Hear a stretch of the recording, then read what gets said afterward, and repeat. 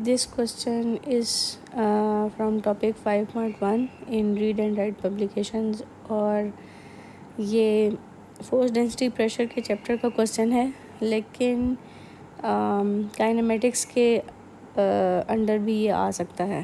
तो ये जी इस क्वेश्चन में क्या कह रहे हैं कि a sphere is release from rest in a viscous fluid.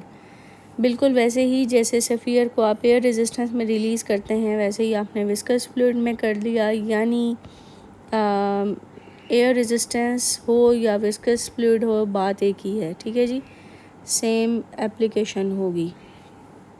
आगे कह रहा है कि which graph represents the variation with time T of acceleration of the sphere. तो एक्सेलरेशन और टाइम का ग्राफ कैसा बनेगा? तो इसके लिए सबसे पहले तो हम अपनी पुरानी इंफॉर्मेशन को याद करते हैं कि वैसे अगर आप एयर रेजिस्टेंस में चीज़ को फेंक रहे हो तो वेलोसिटी टाइम ग्राफ ऐसा बनता है। डिक्रीजिंग एक्सेलरेशन होती है और एट द एंड जब एयर रेजिस्टेंस और वेट एक दूसरे को बैलेंस कर देते हैं तो टर्मिनल वेलोसिटी आ जाती है।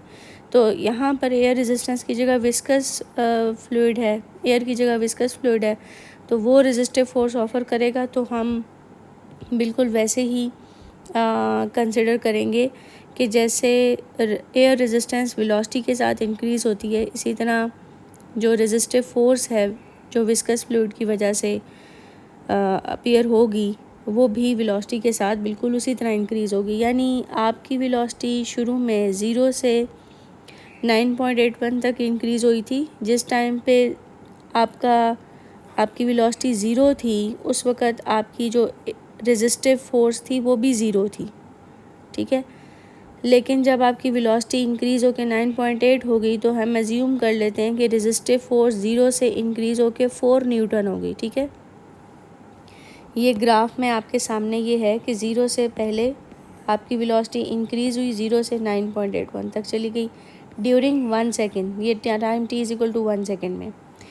फिर आपकी चूँकि अब एयर रेजिस्टेंस 4 न्यूटन हो गई है, तो ऑब्वियसली अब वेलोसिटी में इंक्रीज़ वैसा नहीं आएगा। तो फिर आपकी वेलोसिटी 9.81 से इंक्रीज़ होकर 14.6 हो गई।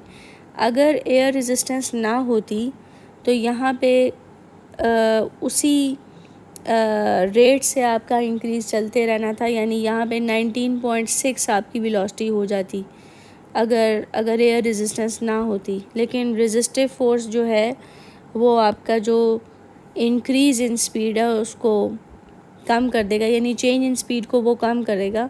ये इसकी रीज़न आपको पता ही है कि resultant force is F0 = W - R।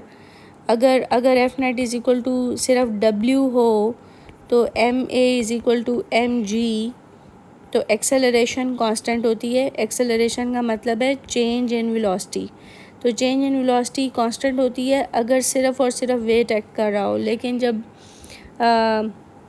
Viscous fluid है या रेजिस्टिव फोर्सेस हैं तो वेट के साथ रेजिस्टेंस जो है वो माइनस हो रही होगी वेट से, इसलिए एक्सेलरेशन जो होगी वो आपकी 9.81 से कम हो जाएगी, क्योंकि उसमें से वेट में से कोई फोर्स माइनस की जा रही है।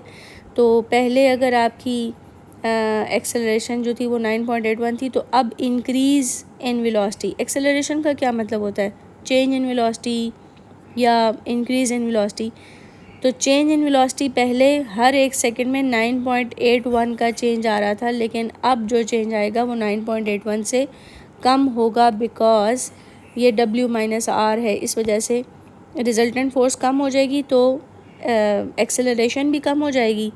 एक्सेलरेशन अगर आपकी एक्सेलरेशन कम होगी तो चेंज इन वेलोसिटी भी कम होगी। ठीक है, इसी वजह से यही रीज़न है कि जी चेंज इन वेलोसिटी कम हो जाएगी। 9.81 की जगह वेलोसिटी में चेंज कम आएगा, मतलब ये 6 का चेंज मैं लेकर आई हूँ। यहाँ पे अगर 9.81 का मैं इंक्रीज़ या चेंज लेकर आती तो आंसर 19.6 आ जाता वेलोसिटी का। लेकिन अब मैं चेंज जो है वो कम लेकर आई हूँ, इसलिए यानी कितने का चेंज लेकर आई हूँ जी? ये 6 का चेंज लेकर आई हूँ, तो 14.6 या 6 पॉइंट समथिंग का चेंज आया। ठीक है जी, तो अगर वेलोसिटी में ज़ाहिर है इंक्रीज़ कम हो रहा है, सेम इंक्रीज़ नहीं हो रहा, Aahista Aahista increase in velocity कम होता जा रहा है, तो जो रेजिस्टिव फोर्स है वो भी कम होगी, इंक्रीज़ 7 होगी। यानी 4 के बाद दोबारा 4 का इंक्रीज़ आता तो ये 8 बन जाती, ठीक है। तो चूँकि वेलोसिटी में इंक्रीज़ जो है वो कम हो रहा है, या चेंज इन वेलोसिटी कम हो रहा है, तो इसी तरह चेंज इन रेजिस्टिव फोर्स भी कम होगा।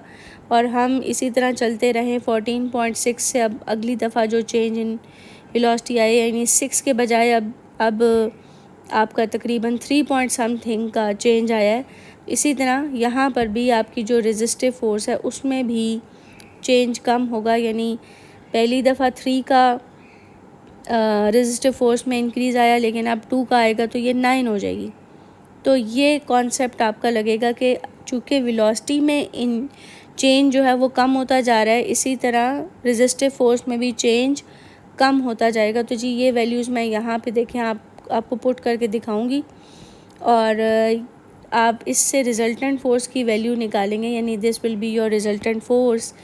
जब मैं ये वैल्यूज़ पुट करूँगी तो आपके पास आंसर आ जाएगा 6, 3 and 1। तो ये आपकी रिज़ल्टेंट फ़ोर्स होगी। आपको यहाँ से नज़र आ रहा होगा कि रिज़ल्टेंट फ़ोर्स चूँकि डिक्रीज़ कर रही है, चूँकि हमारी रिज़ल्टेंट फ़ोर्स डिक्रीज़ कर रही है, F net is decreasing, so acceleration is decreasing. अब एक्सेलरेशन ने तो डिक्रीज़ ही होना है, तो देखें ये ग्राफ जो है एक्सेलरेशन का डिक्रीजिंग का बनना चाहिए था। तो इनमें से ये एक ही ऑप्शन पॉसिबल है, उसी में ही एक्सेलरेशन डिक्रीज़ कर रही है, और वो है डी।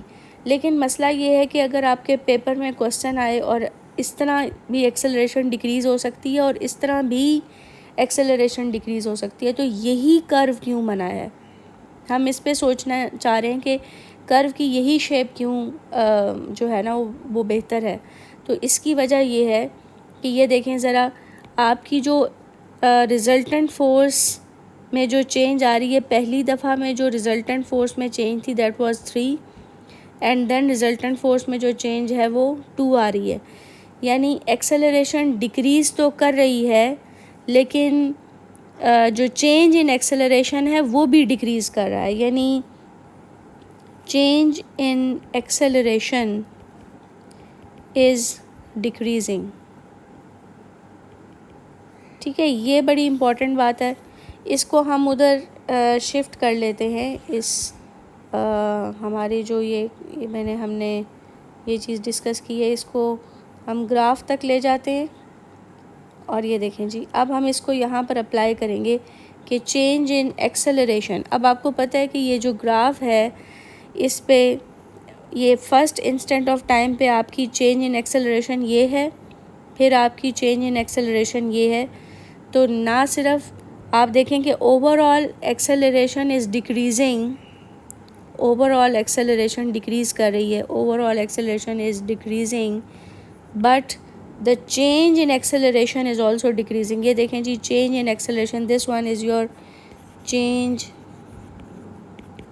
इन एक्सेलरेशन, और वो भी आप देख रहे हैं कि वो भी डिक्रीज़ कर रही है। तो ये दोनों ही डिक्रीजिंग है, एक्सेलरेशन भी डिक्रीजिंग है और चेंज इन एक्सेलरेशन भी डिक्रीजिंग है। इस वजह से ये कर्व हमेशा इस तरह की बनेगी। जब भी आप किसी विस्कस फ्लूइड में या एयर रेजिस्टेंस में ऑब्जेक्ट को फेंकेंगे तो एक्सेलरेशन टाइम ग्राफ डिक्रीजिंग बनेगा, क्योंकि आपकी रिजल्टेंट फोर्स डिक्रीज़ होगी, इसलिए आपकी एक्सेलरेशन डिक्रीज़ करेगी।